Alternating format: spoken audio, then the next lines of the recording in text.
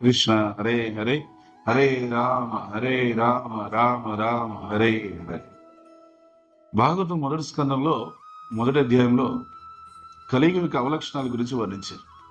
మనందరం కలికాలం అంటారు, కలియుగంలో బ్రతుకుతున్నామంటారు. కలియుగ లక్షణాలు ఏంటి?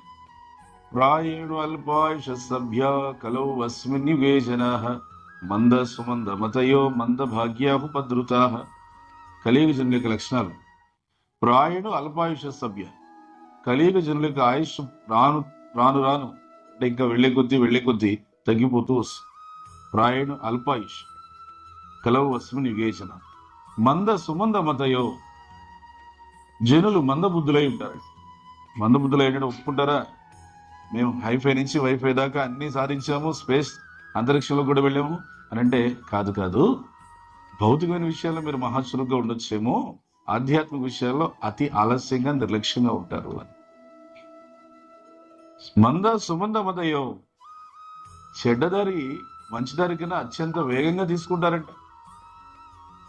మంచిదారి తీసుకోండియా, ఇది మంచిదారి పాటించండి అంటే తొందరగా విశ్వసించేది కష్టం. అదే చెడ్డదారి చెప్పకర్లా, సహజంగానే పరిగెడతారు.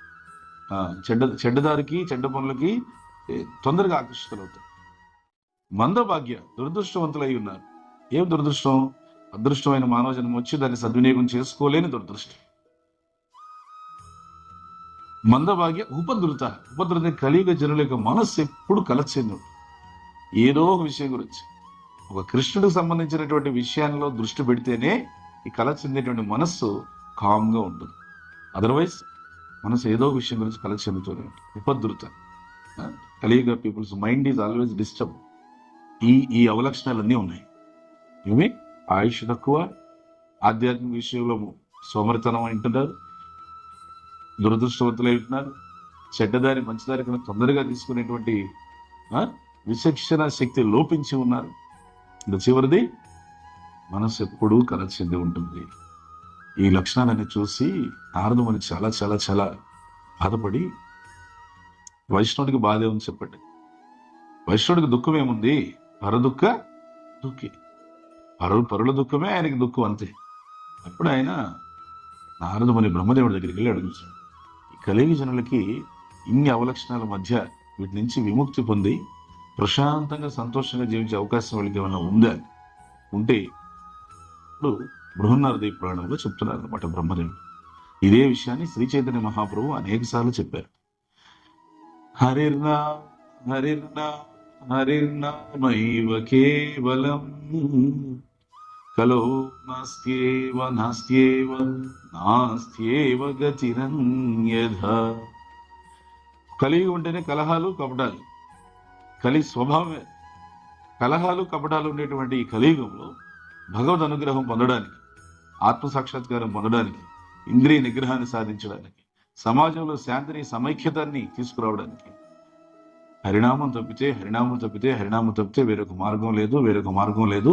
కలవు నాస్తియేవ మాటికి వేరొక మార్గం లేదు. గతిర్ అన్యదా, వేరే మార్గం లేదు. ఇంత బలంగా చెప్పారు. ఈ విషయాన్ని మనం గుర్తు చేసుకొని ఉదయం పూట ప్రాతకాలం భగవంతుని యొక్క నామ జపాన్ని చక్కగా చేయాలి.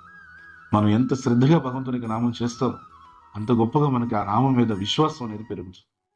ఆ విశ్వాసం పెరిగే కొద్దీ నామం ఇంకా ఎక్కువ జపం చేయాలనిపిస్తుంది. ఇంకా ఎక్కువ జపం చేసే కొద్దీ ఇంకా విశ్వాసం పెరుగుతుంది. అదేమవుతుంది?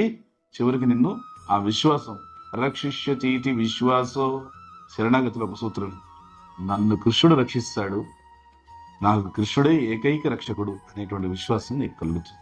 అందుకని ఉదయం పూట ప్రాతకాలం వీలైనంత వరకు మిగతా పనులన్నీ తగ్గించి ఈ ఒక్క పని చేద్దాం.